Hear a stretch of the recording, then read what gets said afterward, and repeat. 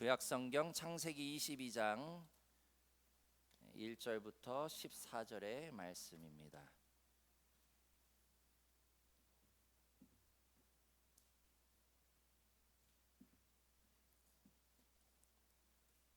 창세기 22장 1절부터 14절 말씀 다 찾으셨으면 제가 한 절 읽고 여러분이 한 절 읽고 함께 교독하겠습니다. 그 일 후에 하나님이 아브라함을 시험하시려고 그를 부르시되 아브라함아 하시니 그가 이르되 내가 여기 있나이다.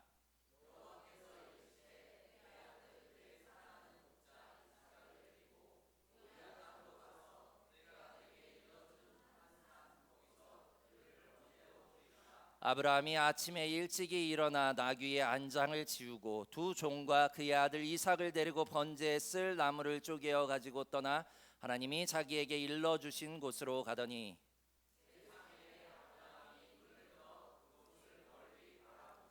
이에 아브라함이 종들에게 이르되 너희는 나귀와 함께 여기서 기다리라. 내가 아이와 함께 저기 가서 예배하고 우리가 너희에게로 돌아오리라 하고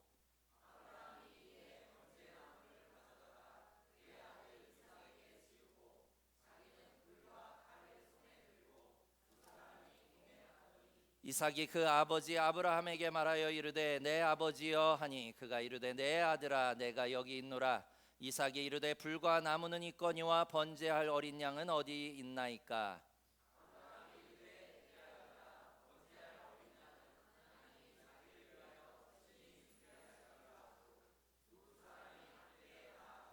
하나님이 그에게 일러주신 곳에 이른지라. 이에 아브라함이 그곳에 제단을 쌓고 나무를 버려놓고 그의 아들 이삭을 결박하여 제단 나무 위에 놓고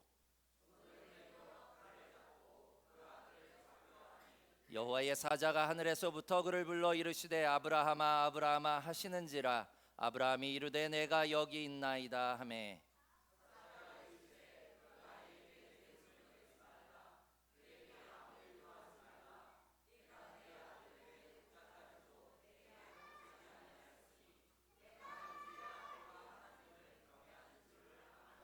아브라함이 눈을 들어 살펴본즉 한 숫양이 뒤에 있는데 뿔이 수풀에 걸려 있는지라. 아브라함이 가서 그 숫양을 가져다가 아들을 대신하여 번제로 드렸더라.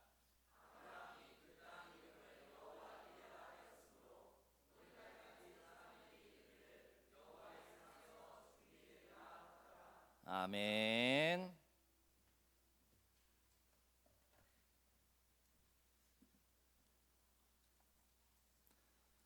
계속해서 오늘까지 저희가 함께 교회력에 따른 말씀을 함께 나누기를 원합니다. 사실 요즘 한국은요 너무 뉴스에서도 많이 나와서 초저출산이죠. 그래서 인구 위기가 아니라 절벽이라고 그렇게 이야기를 합니다.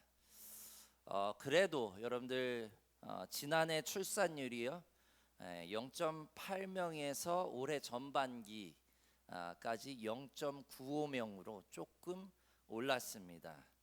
다행이죠. 그래도 이게 내려가던 곡선에서 이제 다시 올라가는 그러한 곡선으로 바뀐 것은 천만다행이라 여겨집니다.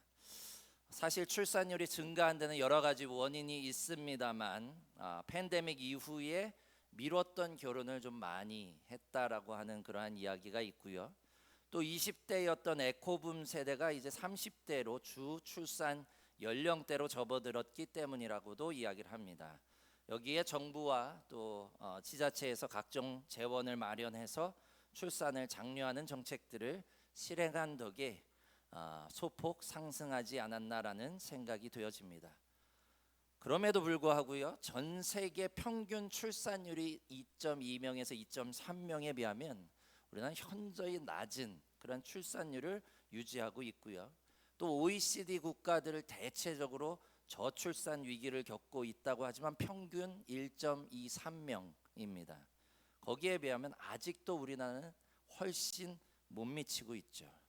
그나마 감사한 것은요 우리 교회에도 열심히 우리 청년들이 아이들을 낳고 또 이렇게 잘 양육하는 모습에 감사하고요. 또 많은 분들이 이래요. 목사님들은 어떻게 이렇게 애들을 많이 낳으세요? 주로 보통 목사님들이 둘, 셋은 기본으로 그렇게 낳기 때문에 아마 국익을 위해서, 그리고 복음화율을 조금이라도 더 높이기 위해서 목사님들이 열심히 아이를 낳지 않나라는 생각이 되어집니다.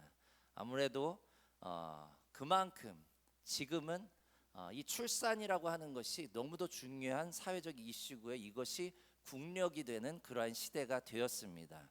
아무튼 요즘은요, 한 명 낳아 잘 기르기도 힘들어하는 시대입니다.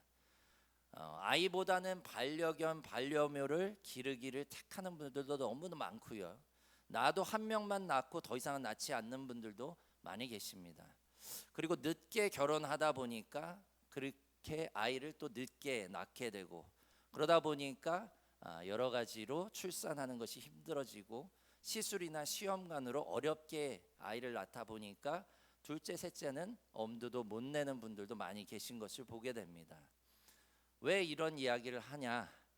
그러다 보니까 지금은요, 아이들이 귀한 시대입니다. 그죠? 어딜 가나 아이들이 귀하고요, 아이들이 주목받는 시대가 되었고요. 예전에는 어르신 먼저였는데 요즘은 아이들 먼저가 너무도 당연한 사회가 되었습니다. 그런데요, 문제는 상황이 이렇다 보니까 아이들이요, 제대로 훈육이 이루어지지 않는 것 또한 현실입니다. 부모들이요, 툭하면 유치원으로 전화를 해댑니다. 자기 아이를 자존감 떨어뜨리지 말아달라고 항의를 해대고요. 초등학교 선생님들도 아이들을 대하는 것이 상당히 두렵고 힘든 시대가 바로 지금의 시대예요. 그러다 보니까 최근에요, 여러분들 넷플릭스 시리즈로 전 세계에서 흥행을 몰이하는 참교육하는 그러한 시리즈가 나왔습니다. 저도 몇 편을 봤는데요, 사실 많은 사람들이 호불호가 좀 갈리는 부분들이 있습니다만, 저는 많은 부분에 있어서 좀 공감하는 부분이 더 컸던 부분이 있습니다. 또 제가 미국에서 있다가 한국에 와서 한국의 교육의 실태와 상황을 보니까요, 참으로 어이가 없는 부분들이 많았습니다. 제가 그래서 은성이한테도 물어봤어요. 아이들, 학생들은 보냐? 그랬더니 본대요. 어때 반응이? 그랬더니 오히려 학생들이 통쾌해하는 부분들이 많다는 거예요. 왜요? 요즘엔요, 그렇게 말 안 듣고 문제 일으키는 아이들 때문에 학습권이 침해가 당하고, 그리고 또 그 안에서 왕따와 여러 가지 문제들이 발생하기 때문이죠. 그런데 이 드라마에서 이야기하는 건 그겁니다. 어른들이 학생들을, 아이들을 무서워하면 그 나라에는 희망이 없다는 거죠. 선생이 아이들을 무서워하면 더 이상 그 학교에는 희망이 없다라고 이야기를 합니다. 사실 우리 한국이 언제부터 이와 같은 문제들이 생겨났나 가만히 보니까요, 바로 아이들이 귀한 거예요. 저출산을 너무 이것이 길어지다 보니까 점점 더 아이들이 귀해지다 보니까 이와 같은 현상이 일어나지 않았나라는 생각이 되어집니다. 사실 저출산을 해결하기 위해 노력하는 것도 너무도 중요하지만요, 지금 한국 사회에서 더욱 시급한 것은 무엇일까? 바로 아이들을 어떻게 건강하게 훈육하고 사회 속에서 행복한 삶을 영위할 수 있도록 도와줄 수 있느냐인 줄 깨달으시길 바랍니다. 결국엔요, 아이들이 훈육되지 않고 교육되지, 제대로 된 교육을 받지 않으면 제일 큰 피해자는 누굴까요? 그 아이들이에요. 다른 사람이 아닙니다. 그 아이들이고 그 학생들입니다. 근데 여러분들, 사실 이 같은 문제는요, 오늘날만의 문제가 아니에요. 오늘 말씀의 아브라함 역시요, 같은 문제에 직면했습니다. 우리가 오늘 이 말씀은요, 우리가 여러 차례 함께 나눴던 그러한 말씀이에요. 그러나 오늘은 좀 다른 시각에서 오늘 말씀을 좀 바라보길 원합니다.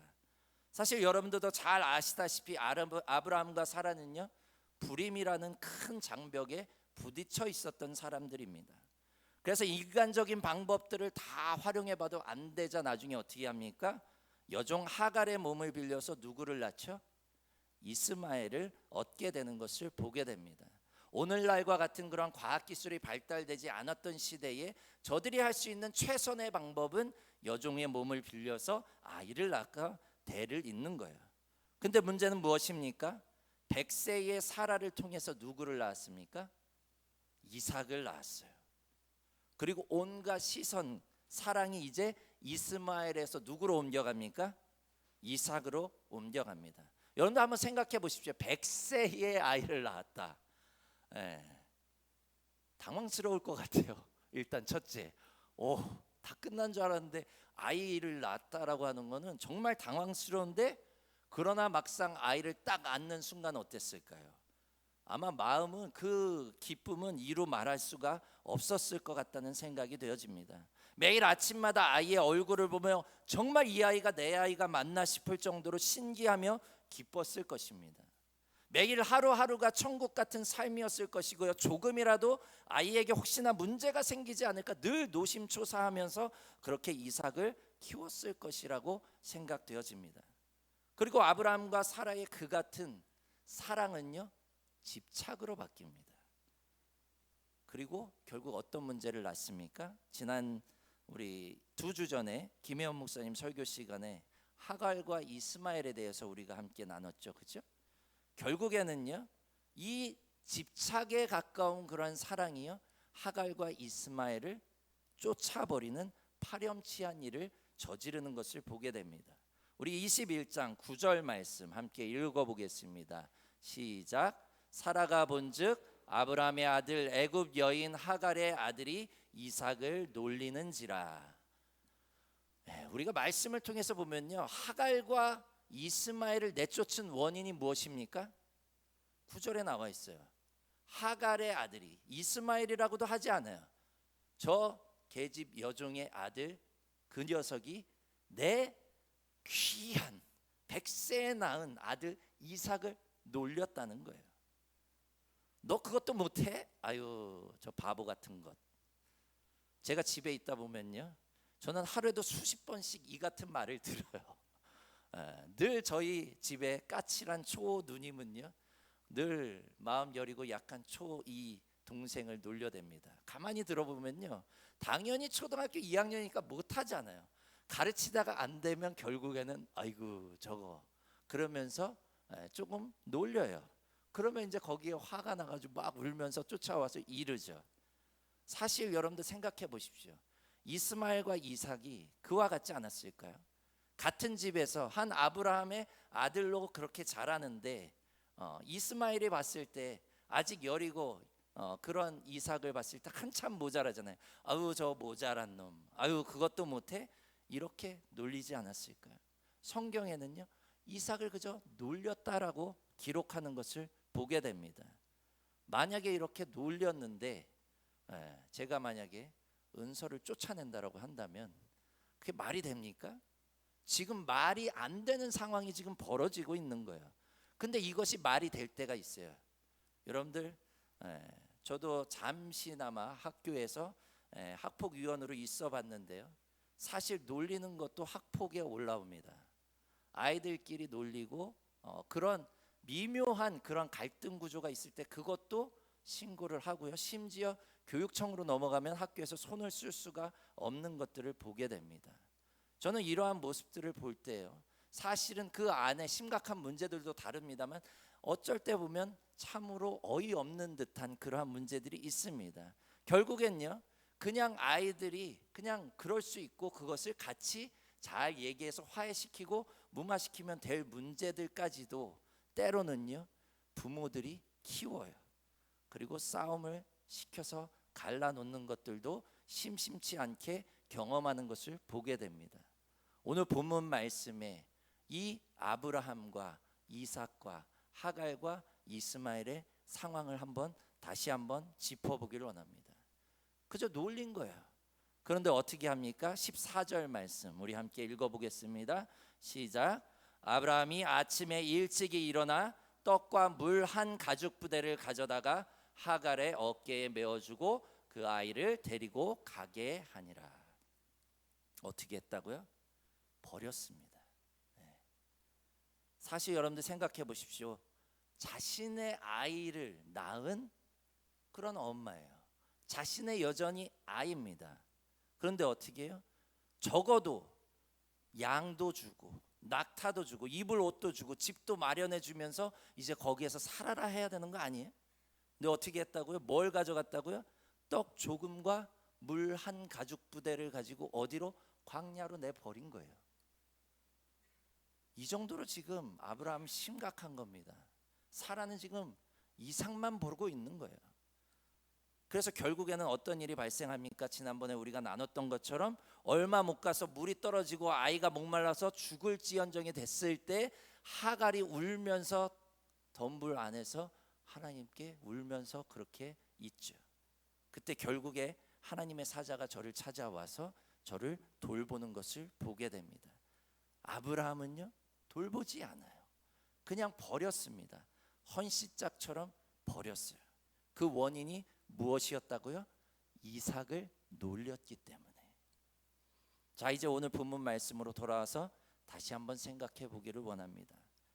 왜 하나님은 아브라함더러 100세에 낳은 아들을 바치라 하셨을까요?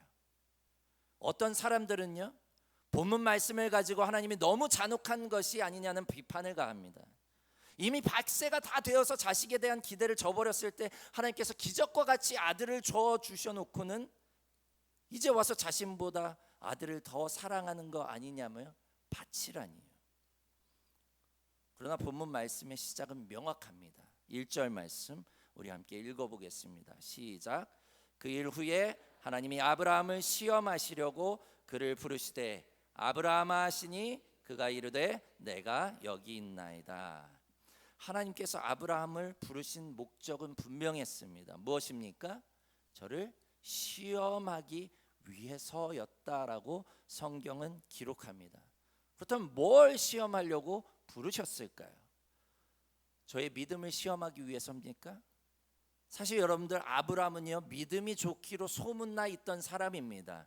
누구보다도 하나님을 예배하는 데 진심이었고요, 한 번도 하나님을 예배하는 제단을 쌓지 않은 적이 없었던 사람이에요. 늘 하나님을 예배하고 하나님을 경외하는 그런 삶을 살았던 사람이 바로 아브라함이에요. 그럼 하나님의 말씀에 순종하느냐 마느냐의 문제였을까요? 하나님의 말씀에 무조건적으로 순종하는 사람이 늘 아브라함이었어요. 그래서 아브라함은요, 오늘 말씀에서도 보면 하나님께서 이삭을 번제로 드리라는 그 말씀에 순종합니다. 그리고 오늘 말씀을 여러분 자세히 읽어보십시오. 아브라함은요, 지체하지 않았어요.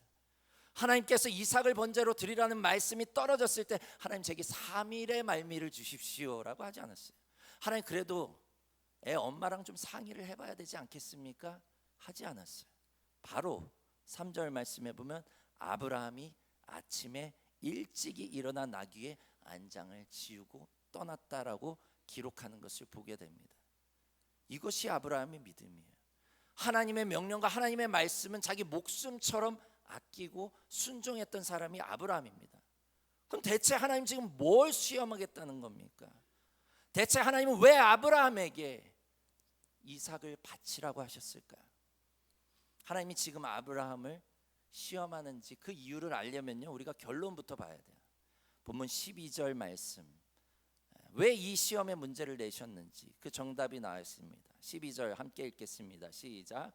사자가 이르시되 그 아이에게서 내 손을 대지 말라. 그에게 아무 일도 하지 말라. 내가 내 아들 내 독자까지도 내게 아끼지 아니하였으니 내가 이제야 내가 하나님을 경외하는 줄을 아노라. 아멘. 이삭을 바치라고 한 이유가 뭡니까?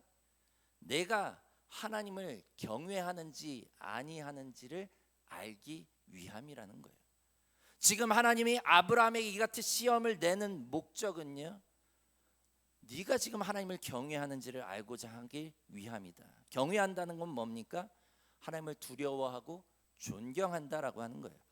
다시 이야기하면요, 이 경외는요, 하나님을 지금 아브라함이 온전히 숭배하고 있는지를 판단하는 것이에요. 숭배라고 하는 건 뭡니까? 하나님 예배하는 거예요. 숭배의 대상은 뭡니까? 하나님이 될 수도 있고 우상이 될 수도 있고, 그렇죠? 지금 하나님이 보시기에 아브라함은요, 하나님이 아닌 누구를 숭배하고 있다는 거예요? 이삭을 숭배하고 있다는 거예요. 아브라함과 사라는요, 자신들도 모르게 하나님이 아닌 그 아들 이삭을 숭배하고 있었어요. 이삭을 사랑하는 것은 너무도 귀하고 소중하죠.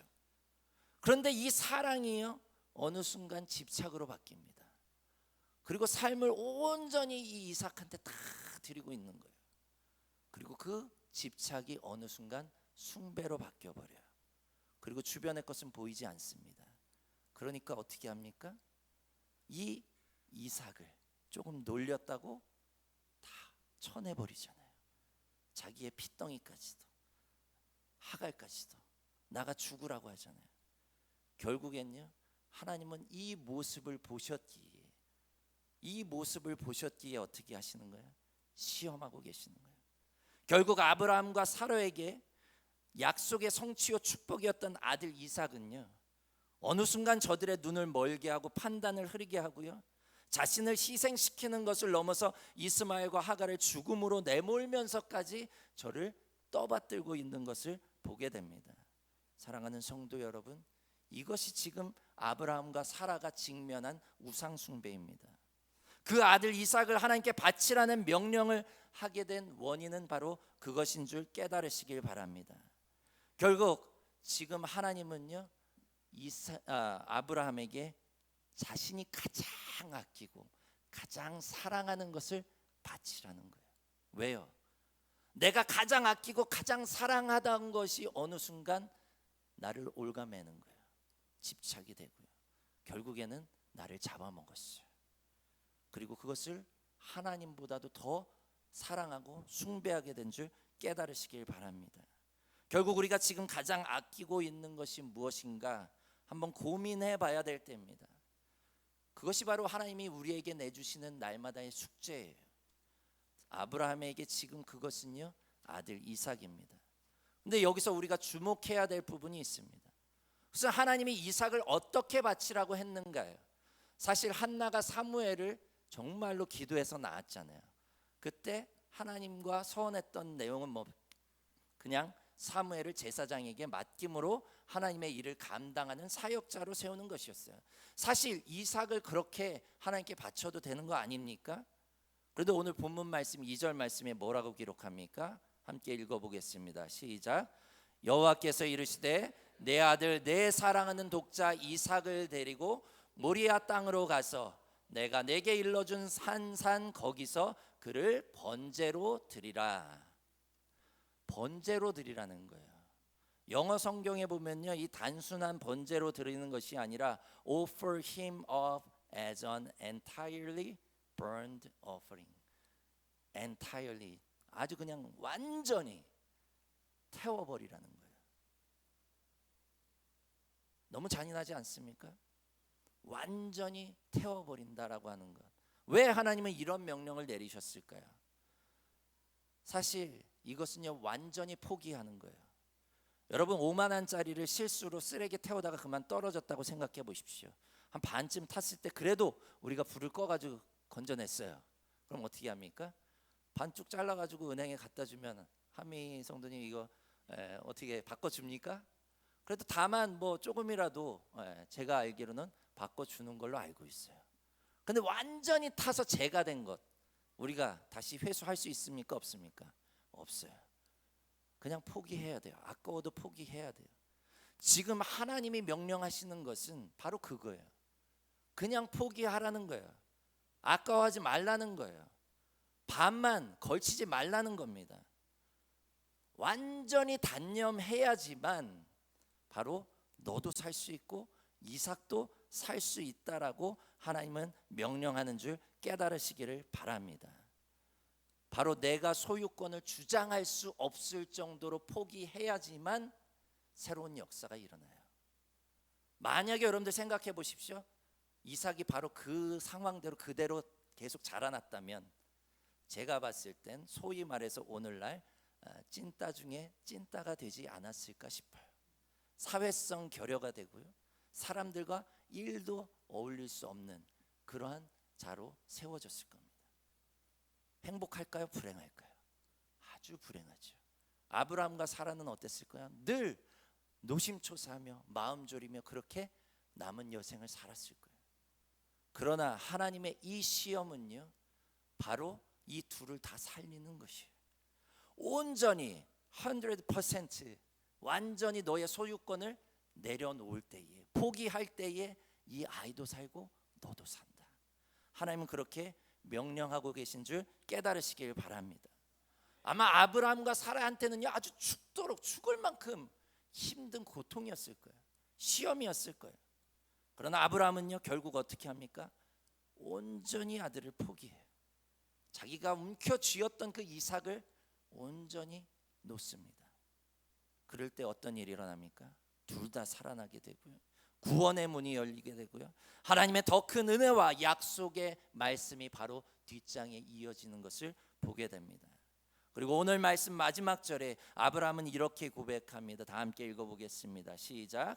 아브라함이 그 땅 이름을 여호와 이레라 하였으므로 오늘날까지 사람들이 이르기를 여호와의 산에서 준비되리라 하더라. 아멘.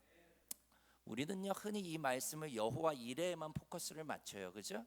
여호와 이레는 무엇입니까? 하나님께서 준비해 주신다, 예비해 주신다. 그 하나님의 놀라운 은혜와 은총을 우리가 기억합니다. 그런데 이 단어는요, 이레라고 하는 단어는요, 원래 그런 뜻이 아니에요. 이레라고 하는 단어는요, 보다입니다. 그래서 영어 성경을 보면요, 하나님이 준비해 주신다라고 하는 의미가 전혀 없어요. 영어 성경 보면 the Lord see, 하나님이 보신다는 거예요. 그리고 하나님이 이미 보셨다라고 하는 거예요. 이게 다예요. 이거랑 지금 하나님이 준비하시는 거랑 무슨 상관이 있는 거예요? 그럼 왜 지금 아브라함은 이렇게 이야기를 하고 있을까요? 왜 우리는 그렇게 이해를 하고 있을까요? 지금 아브라함의 그 이 믿음의 고백인 여호와 이레는 그럼 무엇일까요? 이겁니다. 하나님이 보고 계신다, 이렇게 고백한 거예요. 하나님이 지금 보고 계셔. 내가 아무리 숨기려고 해도 하나님은 나의 마음의 중심을 지금 살피고 계셔. 그거예요. 여호와 이레는요, 그겁니다. 무엇입니까? 하나님이 지금 보고 계시니까 우리가 올바로 하나님의 신앙 안에서 제대로 살아간다면 하나님이 어떻게 하실까요? 잘 채워주시고 예비해 주시겠죠. 그러나 우리가 엉뚱한 지금 것을 아끼고 사랑하고 숭배하고 있다면 어떤 일이 벌어질까요? 그게 여호와 이레예요. 그리고 이제 오늘 말씀에 보면 결국에는요, 하나님은 바른 길로 인도하기 위해서 하갈과 이스마엘 그리고 아브라함의 눈을 뜨게 하세요. 오늘 본문 말씀 그 이전에 21장 19절 말씀 함께 읽어보겠습니다. 시작. 하나님이 하갈의 눈을 밝히셨으므로 샘물을 보고 가서 가죽 부대에 물을 채워다가 그 아이에게 마시게 하였더라. 그 다음에 22장 13절 말씀 시작. 아브라함이 눈을 들어 살펴본즉 한 숫양이 뒤에 있는데 뿔이 수풀에 걸려 있는지라 아브라함이 가서 그 숫양을 가져다가 아들을 대신하여 번제로 드렸더라. 아멘. 여호와 이레는요, 보게 하는 거예요. 하나님이 보시고요, 믿음의 사람들의 눈을 떠서 다시 보게 하는 건 줄 깨달으시길 바랍니다. 귀하게 얻은 자식의 눈멀었던 하갈과 아브라함은요, 결국 저들의 눈멀음은요, 자식들을 죽음으로 내몰았어요. 그러나 그 순간 여호와 이레의 하나님은요, 저들의 눈을 밝히셔서 저들이 지금 하나님이 아닌 자식을 숭배하고 있음을 발견하게 하시고 하갈에게 생명을 살리는 샘물을 찾게 하셨어요. 그리고 아브라함에게는요, 자식을 대신해서 죽어질 번제물을 찾게 하신 줄 믿으시길 바랍니다. 이것이 여호와 이레의 신앙이고 경험이에요. 하나님께서요, 우리의 모든 것들을 다 만들어 주시고 예비하셔서 감사합니다가 아니에요. 하나님 지금 보고 계십니다. 우린 그렇게 여호와 이레의 신앙을 고백해야 돼요. 하나님 지금 나를 보고 계셔. 내가 아무리 숨기려고 해도 난 드러날 수밖에 없어.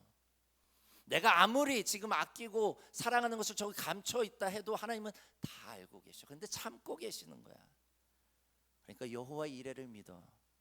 그리고 이제 그 하나님께 내가 아끼고 사랑하는 것을 내어드려.